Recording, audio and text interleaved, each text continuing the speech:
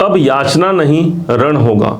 एक ऐसा संग्राम होगा जिसमें हमारी जीत सुनिश्चित होती है। एक ऐसा युद्ध होगा जिसमें हमारे भाग्य को हमारे साथ साथ चलना पड़ेगा ही। कैसे होगा, क्या होगा, इसे ही हम समझते हैं। ध्यान दीजिएगा, 5 फरवरी सन 2024 से लेकर के 15 मार्च 2024 तक के मंगल देवता जो आपके द्वादश भाव के स्वामी बनते हैं, साथ ही साथ ये आपके सप्तमेश बनते हैं और यही परम उच्च के होने जा रहे हैं, अर्थात मकर राशि पर इनका गोचर परिवर्तन होने जा रहा है। वृषभ राशि के ठीक भाग्य भाव पर मंगल देव उच्च के हो रहे हैं। तो क्या ये समझिए, ये आपके भाग्य को उन्नत नहीं करेंगे। मंगल देवता वास्तव में कहा जाए तो एक साहस के प्रतीक माने गए हैं, अर्थात आपके अंदर वो कॉन्फिडेंस आएगी कि मैं अपने भाग्य को परिवर्तन कर सकता हूं। आपके अंदर वो साहस आएगा कि कैसे मैं अपने भाग्य को अपने जीवन में खींच पाऊं, अर्थात कैसे भी मेरी भाग्य की स्थिति यदि बुरी पड़ी हुई है, उस स्थिति में भी अपने आप को आप एक योग्य और प्रतिष्ठा पूर्वक आप स्थान तक पहुंचा पाएंगे। ये आपका मंगल है जो आपके नवम भाव पर अभी गोचरवश चलेंगे पूरे के पूरे 40 दिनों तक। प्रभाव क्या होगा इसे हम जानते हैं। सबसे पहले समझते हैं कि मंगल जब आपके नवम भाव पर आए हैं, इसका प्रभाव क्या होगा उनके स्थान पर आने का। मंगल जब पहुंचे हैं आपके नवम भाव पर, अर्थात कोई विशेष भाग्य की जागृति हो सकती है। भाई 10 नंबर पर ही मंगल उच्च के क्यों होते हैं? 10 नंबर की जो राशि होती है वो काल पुरुष की कुंडली में हमारे कर्म क्षेत्र को प्रदर्शित करता है और मंगल हमारे साहस है, अर्थात हमारे कार्य में हमें बढ़ोतरी का इससे बड़ा कोई अवसर प्राप्त नहीं होगा। इस बात को आप भली भांति समझ लीजिए। नवम भाव पर आए हैं, अर्थात पिताजी से जुड़े हुए कोई भी प्रॉब्लम है यहां पर सॉल्व होंगे।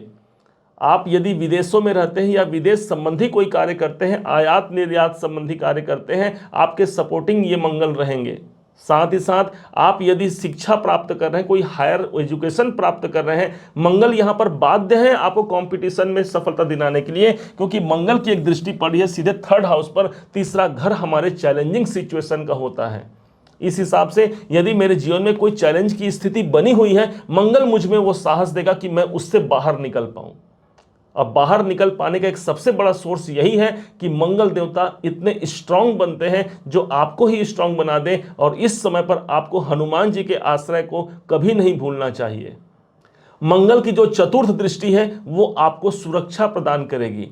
यदि आप परेशान हैं, 1 2 3 4 चतुर्थ दृष्टि को देखिए जरा, ये पहुंच रही है सीधे आपके 12वें घर पर।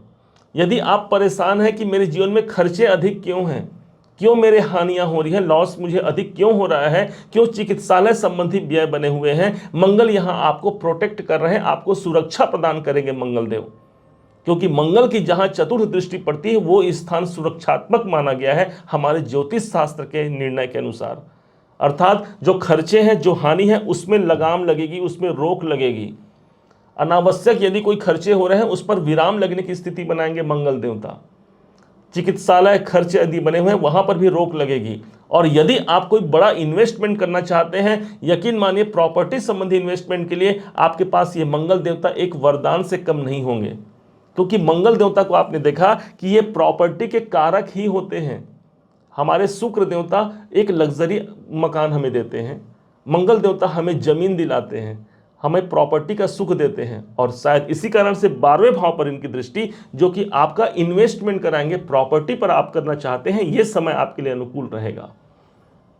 इसके बाद मंगल की जो 7वीं दृष्टि आपके 3rd हाउस पर पड़ रही है, तो तीसरा घर आपके कंपटीशन का है, जहां पर आपको मुक्ति दिलाएंगे, अर्थात आप कंपटीशन से पार पा जाएंगे तभी तो आपको मुक्ति मिलेगी।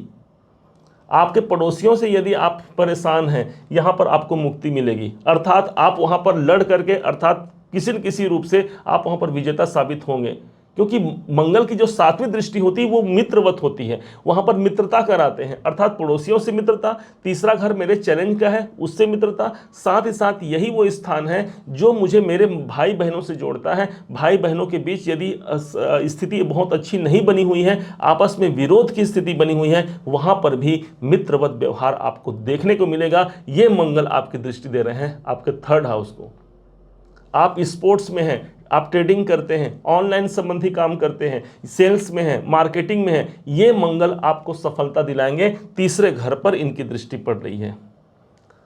अब समझिए इनकी 8वीं दृष्टि को, क्योंकि मंगल के पास 3 दृष्टियां हैं। अच्छा, और सबसे बड़ी बात यह हो गई कि मंगल इसी समय पर उत्तराषाढ़ा, श्रवण और धनिष्ठा नक्षत्र से होकर के गुजरेंगे।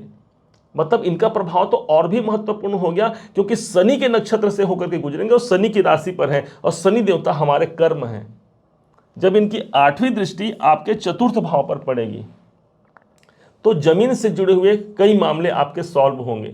मंगल को क्या कहा गया है? मंगल कहते हैं हमारा ऊर्जा है, मंगल हमारी उत्साह है, मंगल हमारा पराक्रम है।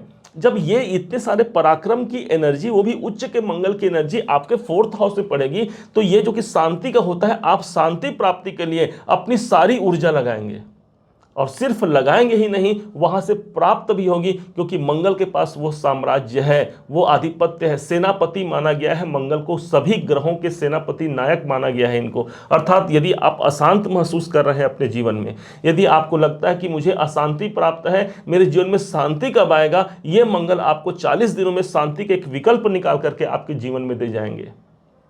चतुर्थ भाव मेरे शिक्षा से जुड़ा हुआ भी होता है। यदि आप विद्यार्थी हैं, शिक्षा को लेकर के परेशान हैं, यहां पर मंगल आपको वहां से भी सफलता दिलाने का एक भरकस प्रयास करेंगे।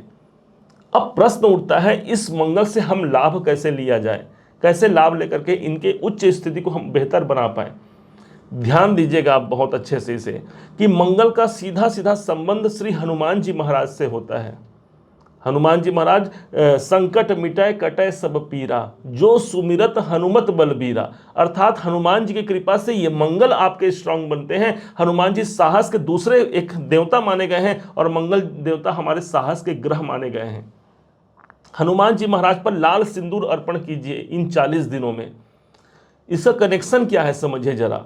हनुमान जी महाराज हमारे जीवन में हमें एक उत्साह देते हैं, एक हमें योद्धा बनाते हैं हनुमान जी महाराज। और मंगल देव चूंकि लाल रंग को रिप्रेजेंट करते हैं, सिंदूर, इसी कारण से सिंदूर अर्पण करना हनुमान जी के चरणों पर अथवा उनके मस्तकों पर आपके मंगल के दोष से आपको मुक्त कराएगा। मंगल के पॉजिटिव प्रभाव आपके जीवन में ज्यादा प्रदर्शित आपको होते हुए दिखेगा। एक बार माता सीता भी सिंदूर लगा रही थी अपने मांग में, हनुमान जी महाराज पहुंच गए। हनुमान जी ने कहा कि माता ये आप क्या कर रही हैं, मांग में सिंदूर लगा रही हैं, क्यों लगाती हैं इसे आप? सीता माता ने मुस्कुराया और कहा कि भोले हनुमान, इसे लगाने से श्री राम को प्रसन्नता प्राप्त होती है, इसलिए मैं सिंदूर लगाती हूँ। अब बस हनुमान जी महाराज क्या था, पूरे सारे एक परात भर सिंदूर ले आए और पूरे अपने शरीर में उड़ेल दिए और नाचने लगे।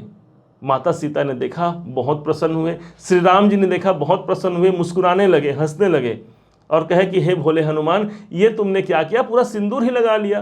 तो हनुमान जी ने कहा कि माता, आप तो चुटकी भर सिंदूर मांग में रखती हैं, तो भगवान श्री राम आपको इतना प्रिय हैं, आपको इतना प्रेम करते हैं। अब सोचो जरा, मैंने अपने पूरे सिंदूर अपने शरीर पर लगा दिया, मुझे कितना श्री राम जो है प्रेम करेंगे।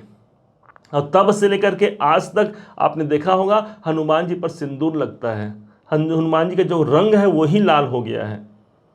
अर्थात इस पूरे 40 के दिनों पर हनुमान जी पर सिंदूर चढ़ाना आपके जीवन को उन्नतिवान बना सकता है। भाग्य भाव पर मंगल देवता बैठे हैं, अर्थात भाग्य की प्रबलता आपको सिद्ध हो सकती है। यह 100% प्रमाणित है, जो आप अपने जीवन में देख सकते हैं इसी गोचर के दौरान पर। इस बात को आप जानिएगा। उम्मीद है आप सबने इसे समझा है, आप सबने इसे जाना है। यदि आपने इसे समझा है, जाना है, मेरे समझाने का प्रयास यदि आपको सार्थक लगा हो, मेरे समझाने का तरीका यदि आपको सार्थक लगा हो, तो हर बार की भांति इस बार भी अपना प्यार भरा लाइक और कमेंट करना कभी मत भूलिएगा। और हाँ, यदि अभी तक आपने चैनल को सब्सक्राइब नहीं किया है, सब्सक्राइब भी कीजिएगा। पुनः एक बार फिर आप सभी का दिवस बहुत मंगलमय हो, इन्हीं शुभकामनाओं के साथ। जय श्री हनुमान।